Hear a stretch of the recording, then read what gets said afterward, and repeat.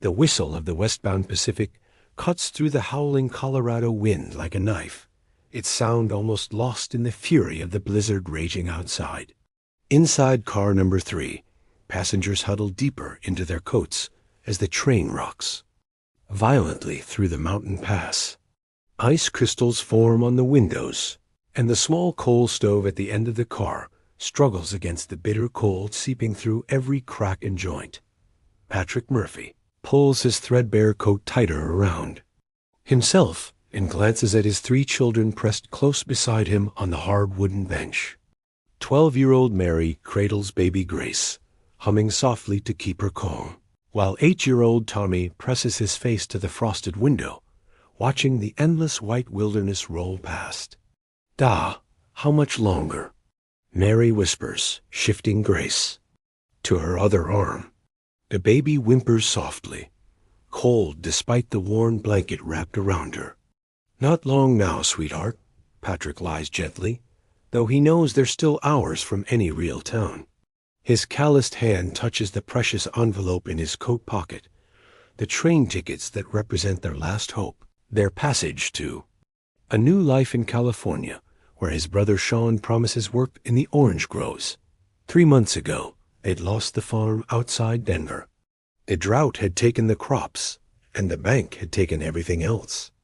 Patrick's wife Molly's grave was the hardest thing to leave behind, but staying meant watching his children starve through the winter. California meant survival. The tickets had cost every penny they had left. Patrick had sold everything. Their furniture, Molly's wedding ring, even his father's pocket watch, to a man named Collins, who promised genuine railroad passes at half price. "Times are hard for everyone," Collins had said with what seemed like genuine sympathy. "I'm just trying to help families like yours." 3 rows ahead, Jonathan Sterling sits quietly reading a leather-bound book, though his attention keeps drifting to the Murphy family behind him. Dressed in an expensive wool coat with a gold watch chain visible across his vest, he cuts an elegant figure among the mixed collection of settlers, workers, and drifters that make up the car's passengers. Sterling isn't just any passenger. He's the owner of Western Continental Railroad, though none of his fellow travelers know it. He makes these incognito journeys regularly, experiencing firsthand the service his company provides and that of his competitors. What he's seen on this Pacific Railroad journey has been deeply troubling. Rude conductors, inadequate heating, and a general disregard for passenger comfort that goes against everything he believes about civilized travel. The train lurches suddenly, and baby Grace begins to cry. The sound is thin and weak, the cry of a hungry child who has learned that crying doesn't always bring help. Several passengers turn with annoyed expressions, but Patrick and Mary work frantically to soothe her. "I'm sorry," Patrick calls out to the car in general, his Irish accent thick with embarrassment. "She's just cold and tired. We'll keep her." Quiet. Sterling watches this exchange with growing interest. He's observed the family for hours now. The father's patient gentleness with his children, the older daughter's mature care for the baby, the boy's quiet acceptance of their cramped, uncomfortable quarters. They have the dignity of people who've known better times and the resilience of those determined to survive worse ones. The train begins to slow, and through the storm, Sterling can make out the lights of a small station ahead. But this isn't their destination. It's just a water stop in the middle of nowhere. As the train shudders to a halt, heavy footsteps echo through the car. Conductor Silas Crane enters, a large man with a permanent scowl and the bearing of someone who enjoys the small authority his position provides. His uniform is impeccable, his brass buttons polished, but there's something cold in his pale eyes that makes Sterling immediately wary. "Tickets." Crane barks, beginning his inspection at the front of the car. "Have your tickets ready for inspection." Patrick fumbles for the envelope with nervous fingers. The tickets look genuine enough to him. Proper printing, official stamps, the right weight of paper. Collins had assured him they were legitimate. just surplus inventory he was able to sell at a discount. Crane works his way down the aisle methodically, checking each passenger's documentation with unnecessary roughness. When he reaches Sterling, his demeanor changes instantly to obsequious politeness. "Mr. Sterling, sir, I didn't realize you were traveling with us today. Is everything to your satisfaction?" Sterling's eyes narrow slightly. His cover is blown, but that's not what concerns him. What troubles him is the obvious change in Crane's behavior, the deference shown to wealth and position, while other passengers are treated like cattle. Everything is. "Adequate, Mr. Crane," Sterling replies carefully. "Please continue your duties. Don't let me interrupt." Crane beams at the recognition and continues down the aisle with renewed swagger. When he reaches the Murphy family, his expression hardens again. "Tickets," he demands curtly. Patrick hands over the envelope with a hopeful smile. "Here you are, sir. 4 tickets to Sacramento, California." Crane examines the documents, and Sterling watches his face change from routine boredom to sharp suspicion, then to something like predatory satisfaction. The conductor holds one ticket up to the lamplight, turning it this way and that. "Where did you get these?" Crane's voice has gone deadly quiet. I bought them from a gentleman in Denver," Patrick stammers. "Is there a problem?" Crane's laugh is harsh and without humor. "A problem? These are forgeries, mister. Clever ones, I'll give you that, but worthless. You've got no more right to be on this train than a common stowaway." The color drains from Patrick's face. "That can't be right. I paid good money for those tickets. The man said they were genuine." "Then the man was a liar and a thief, and you're either a fool or an accomplice." Crane's voice carries through the car, drawing stares from other passengers. "Either way, you and your brood are getting off at the next stop." Mary clutches Grace tighter, her young face pale with fear. Tommy moves closer to his father, sensing the danger even if he doesn't understand it fully. "Please, sir." Patrick's voice breaks slightly. "There's nothing out there but wilderness. My children ... they won't survive in this storm." "Should have thought of that before you tried to cheat the railroad," Crane replies with satisfaction. "The train stops in 10 minutes. You'd better gather your things." Sterling feels his jaw clench as he watches this brutal scene unfold. The storm outside howls like a living thing, and he knows that putting a family with small children off the train in these conditions is tantamount to murder. The chapter ends with Patrick holding baby Grace while Mary and Tommy cling to his coat, all of them staring out at the savage wilderness visible through the station windows. As Crane stands over them with cold satisfaction, and Sterling makes a decision that will change everything. The 10 minutes pass like hours. Patrick Murphy sits with his children pressed against him, staring out at the howling blizzard that waits beyond the train windows. The small station outside looks abandoned, just a wooden platform and a tiny shelter that wouldn't protect them for an hour, let alone through the night. "Gah," Mary whispers, her voice barely audible over baby Grace's weak crying. "What are we going to do?" Patrick has no answer.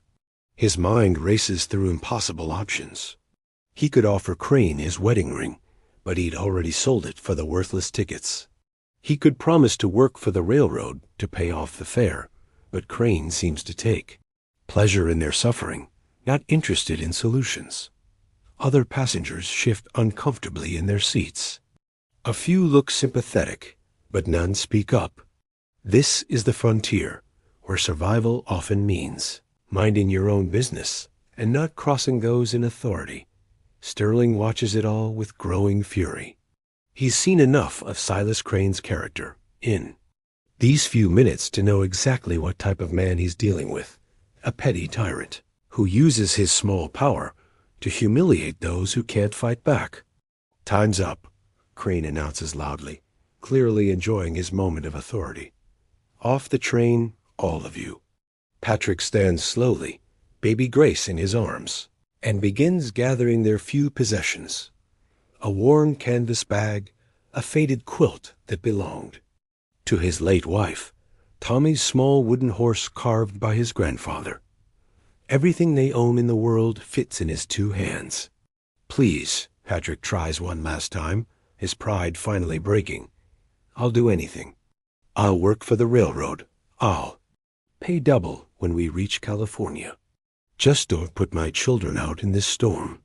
Crane's smile is cruel. "You should have thought of that before you tried to, Conductor Crane." Sterling's voice cuts through the car like a blade, quiet but carrying absolute authority.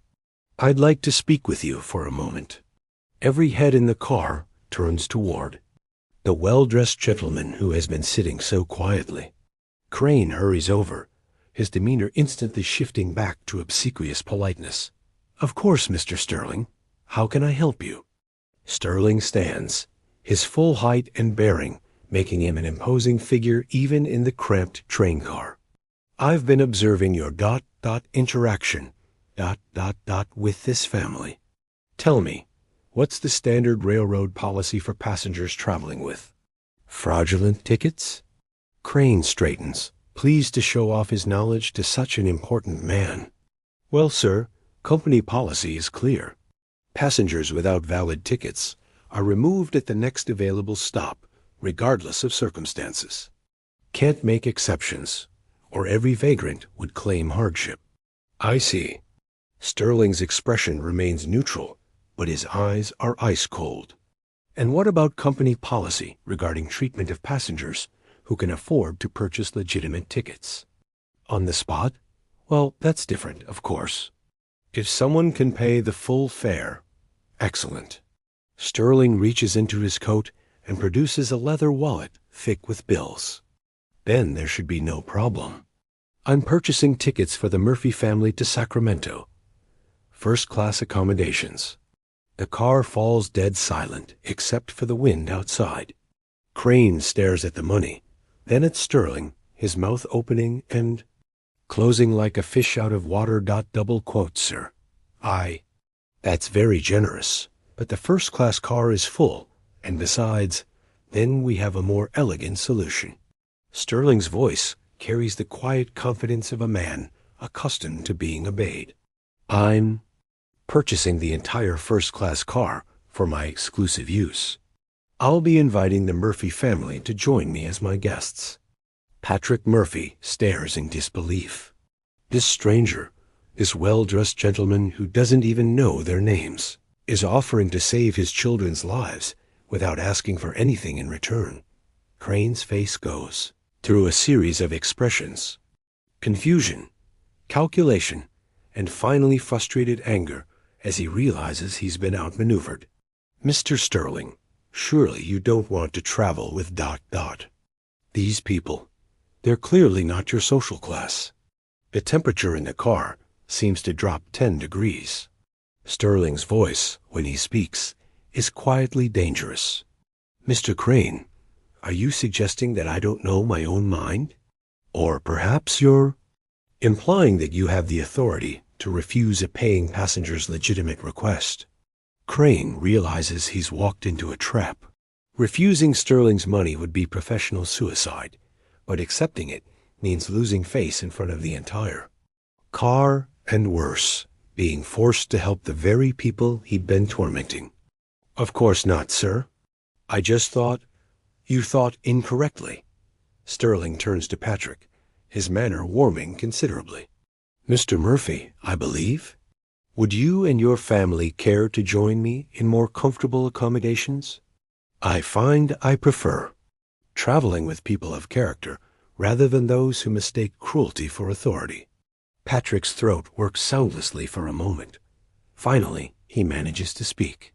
"Sir, we can't possibly accept such generosity. We have nothing to offer in return." Sterling smiles for the first time since the ordeal began. "Mr. Murphy, you've already given me something invaluable, the opportunity to remember what true dignity looks like under pressure. It would be my honor to share the journey with your family." Mary looks up at her father with wide eyes, still not quite believing their salvation has come from this unexpected source. Tommy clutches his wooden horse tighter, afraid to hope. Besides, Sterling continues, his voice carrying just loud enough for Crane to hear, I find myself curious about the quality of service in different parts of the train. As someone who takes a keen interest in railroad operations, I believe this will be educational. Crane's face pales as he begins to understand that this might not be the simple act of charity it appears to be. There's something in Sterling's tone that suggests consequences, serious ones. As Sterling escorts the Murphy family toward the first-class car, he pauses beside Crane. Oh, and conductor? I'll want a detailed report of this incident forwarded to your supervisors. I'm sure they'll be very interested in how their employees handle ... customer service. The chapter ends with the Murphy family walking through the connecting door into a world of polished wood, soft seats, and gentle warmth, while behind them, Crane stares after them with the growing realization that he may have just destroyed his own career by targeting the wrong family in front of the wrong man. The first-class car is like stepping into another world. Rich mahogany paneling gleams in the light of crystal lamps, and the seats are upholstered in deep burgundy velvet. A small table holds fine china and silver service, while thick carpets muffle the sound of the train's movement. After the cramped, cold conditions of the regular car, it feels like a palace. Tommy Murphy stands frozen in the doorway, afraid to step on the elegant carpet with his worn boots. Mary clutches baby Grace closer, overwhelmed by the luxury surrounding them.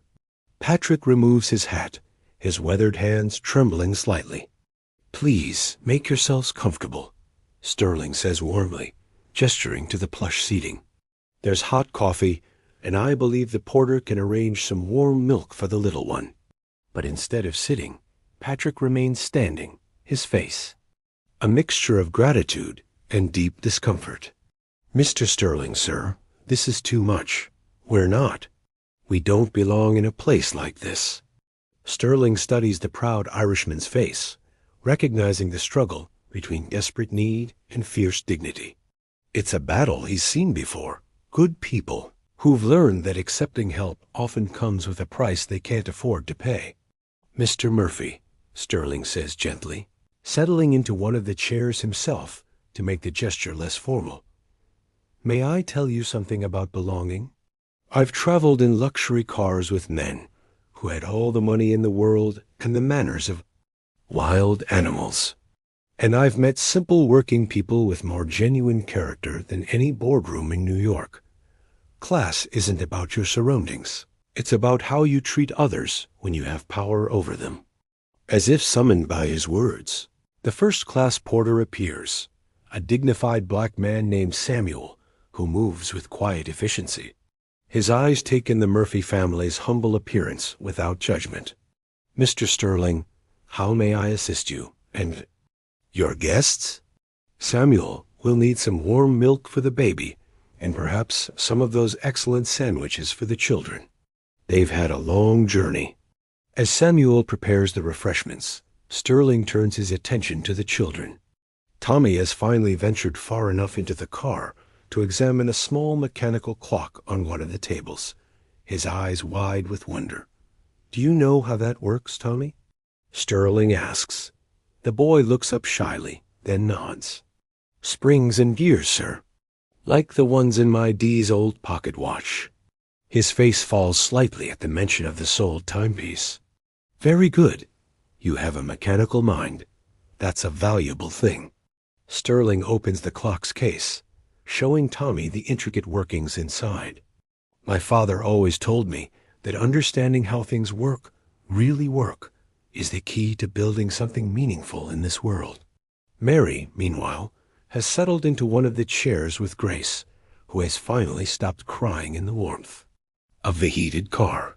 The baby's cheeks are still red from the cold, but her breathing is eased. Your daughter is quite capable, Sterling observes to Patrick.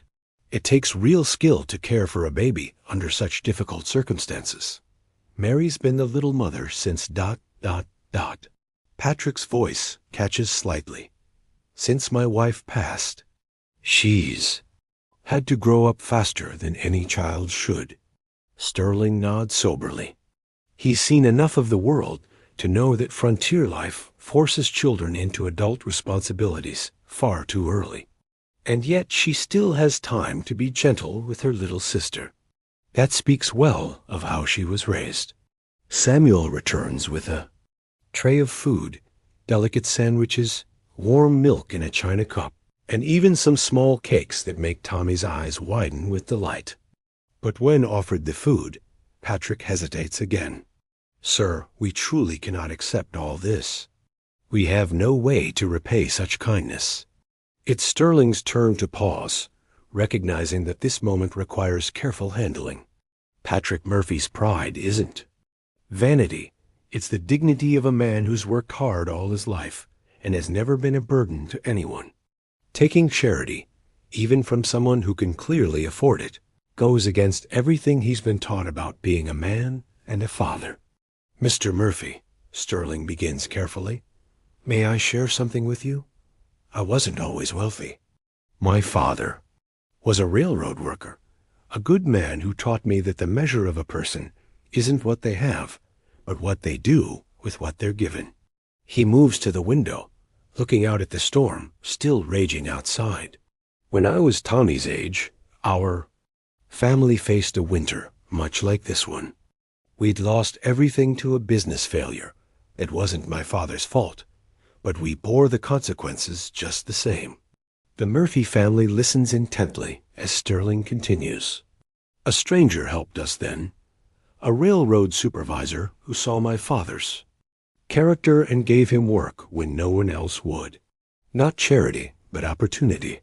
My father spent the rest of his life trying to pay that kindness forward. Sterling turns back to face them. I learned something important from watching him. Accepting help when it's offered in good faith isn't weakness. It's wisdom. And passing that help along to others when you can isn't charity. It's justice. He walks over to Tommy, who is still marveling at the mechanical clock. Besides, I have a confession to make. I'm not just any passenger on this train. I own a railroad company myself. What I witnessed today with Conductor Crane, well, let's just say it's given me some very important information about how passengers are treated on this line. Patrick's eyes widen with understanding. This wasn't just a random act of kindness. Sterling had business reasons for his intervention as well. But Sterling continues, his voice becoming more serious. Even if that weren't true, I would have done the same thing. No decent person puts children off a train in a blizzard, regardless of company policy. Mary finally speaks up, her young voice clear and determined. Mr. Sterling, when we get to California and Da finds work, we'll pay you back. Every penny. It might take time, but we always pay our debts. Sterling smiles at her earnest promise. Miss Murphy, I believe you absolutely would. But I have a different proposal. Instead of thinking about repaying me, I want you to promise that someday, when you're grown and successful, and I believe you will be, you'll help another family facing what you face today. He looks around at all of them. That's how kindness really works. Not as a debt to be repaid, but as a gift to be passed forward. Can you make me that promise? One by one, they nod, even Tommy, though he's not entirely sure what he's agreeing to. Patrick's eyes are bright with unshed tears as he finally sits down and accepts the offered food for his children. Outside, the storm continues to rage, but inside the warm circle of the first-class car, 4 strangers have become something more. As Grace falls asleep in Mary's arms and Tommy curls up with his wooden horse, Sterling and Patrick talk quietly about dreams and possibilities, about the orange groves of California and the chances that await those brave enough to start over. Chapter ends with the train pushing through the night toward their destination, carrying not just passengers, but the promise that sometimes, in the darkest moments, help arrives in the most unexpected forms. 3 months later, the California sun warms the orange groves outside Sacramento, a stark contrast to that frozen night in the Colorado mountains. Patrick Murphy wipes the sweat from his brow as he examines the fruit hanging heavy on the trees, his hands steady and sure as he selects the ripest oranges for harvest. The work is hard but honest, and for the first time in years, Patrick can see a future stretching ahead of his family, one built on solid ground rather than desperate hope. The small house they rent near the groves is modest but clean, with a real kitchen where Mary can bake bread and a bedroom where Grace sleeps safely in her own crib. "Da!" Tommy comes running between the orange trees, his face bright with excitement. There's a fancy carriage coming up the road, and Mary says the man in it looks familiar. Patrick straightens, shading his eyes against the afternoon sun. Indeed. A well-appointed carriage is making its way down the dusty road toward their house, and Patrick's heart recognizes the passenger even before his eyes confirm it. Jonathan Sterling steps down from the carriage with the same quiet dignity he showed on that frozen train, though his expensive city clothes seem somewhat out of place among the orange groves. He's been traveling through California on business, but this stop is entirely personal. "Mr. Murphy," Sterling calls out warmly as Patrick approaches. "I hope you don't mind an unexpected visitor." "Mr. Sterling?" Patrick's weather-beaten face splits into a genuine smile. "Mind? Sir, you're welcome at our table any time, for as long as we have one." Mary emerges from the house carrying Grace, who has grown from a sickly baby into a plump, happy toddler with bright eyes and rosy cheeks. The transformation is remarkable. This is a child who's known consistent meals and warm beds for months now. "Look how she's grown," Sterling marvels, accepting Grace's shy wave. "And Mary, you've grown as well. More like a young lady every time I see you." It's true, Mary has blossomed in the California sunshine. The worried, adult expression she wore on the train has been replaced by something closer to normal 12-year-old curiosity and enthusiasm. She's been attending the local school and has proven to be remarkably quick with numbers. "Tommy, show Mr. Sterling what you've been working on." Mary prompts her brother. Proudly, Tommy produces a small mechanical device he's been constructing. From spare parts, a miniature irrigation system for their vegetable garden. It's crude but ingenious, showing real understanding of mechanical principles. Remarkable. Sterling examines the device with genuine admiration. "You remember what I told you about understanding how things work? This proves you were listening." As they settle on the porch of the small house, sharing cold lemonade and Mary's fresh-baked cookies, Sterling brings them up to date on his own news. "I thought you'd be interested to know that there have been some changes on the Pacific Railroad since our journey together." Patrick raises an eyebrow. "Changes, sir?" It seems that Conductor Crane's management style came to the attention of his superiors. My report, combined with several other complaints that surfaced once people felt safe coming forward, led to his dismissal. The new conductor is a man named William Hayes, a former Union Army sergeant who believes in treating all passengers with dignity. Patrick nods with satisfaction. "I'm glad to hear it. What Crane did, well, it wasn't right, regardless of who was watching." Sterling leans forward, his expression becoming more serious. "Actually, Patrick, that brings me to why I'm really here. I have a proposition for you." He reaches into his coat and produces a set of official-looking documents. "My company is expanding our operations here in California. We're building a new rail line through the Central Valley, and we need depot managers, people who understand both the business side and the human side of railroad operations." Patrick stares at the papers without comprehension. "Sir, I'm grateful for all you've done, but I'm just a farmer. I don't know anything about running a railroad depot." "You know more than you think," Sterling replies. You've managed a farm. That's inventory control, scheduling, working with suppliers, handling seasonal labor. More importantly, you understand what passengers need. You've experienced both the best and worst of railroad service. Mary leans closer to look at the documents, her quick mind already grasping the implications. This could be wonderful. You'd be helping families like we were. Sterling nods approvingly at her insight. Exactly, Mary. The depot manager is often the first and last face passengers see on their journey. I need someone who remembers what it feels like to depend on the kindness of strangers. Tommy pipes up from where he's been examining Sterling's pocket watch. Would Da get to work with the trains every day? And the mechanical parts? Every day, Sterling confirms. And there would be opportunities for advancement.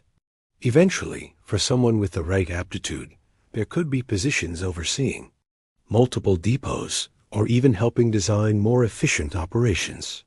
Patrick looks around at his family, at Mary's eager face, at Tommy's excitement, at baby Grace playing contentedly with her wooden blocks.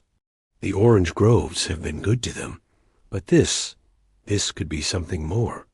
Not just survival, but a real future. The position comes with a house near the depot, Sterling continues, larger than this one, with a good school nearby for the children. And the salary. He names a figure that makes Patrick's eyes widen. Sir, that's more than generous. It's what the position is worth, Sterling replies firmly. I don't believe in charity, Patrick. This is business. I need good people, and you've proven yourself to be exactly that. Mary suddenly speaks up, her voice thoughtful. Mr. Sterling, do you remember what you made us promise on the train? About helping other families someday? Sterling smiles. I remember. Well, if Dad takes this job, he'd be in a position to help people every day. Families traveling with children. People starting over like we did. She looks at her father with shining eyes. It would be like keeping our promise. Patrick feels something shift inside his chest, the same feeling he'd had when he first decided to leave everything behind and head west. It's the sensation of a door opening onto possibilities he'd never dared imagine. When would you need an answer? He asks. The position starts in 2 weeks, Sterling replies. But Patrick, I should mention, there's one additional responsibility that comes with the job. Patrick tenses slightly, waiting for the catch that seems too good to be true. Sterling's expression becomes mock serious. You'd be required to keep an eye out for any conductors who think their authority gives them the right to mistreat passengers. I have a feeling you'd be particularly good at identifying that sort of behavior. Patrick's laughter booms across the orange grove, and even Grace claps her hands at the sound. Mr. Sterling, I believe we can manage that responsibility just fine. As the sun sets over the California hills, Sterling's carriage disappears down the dusty road, leaving behind documents that will transform the Murphy family's life once again. But this time, it's not rescue from disaster. It's the reward for patience, hard work, and the courage to accept help when it's offered in good faith. That evening, as Patrick reads the depot manager contract by lamplight and Mary helps Tommy improve his mechanical irrigation system, baby Grace takes her first steps across the porch, walking toward a future bright with promise.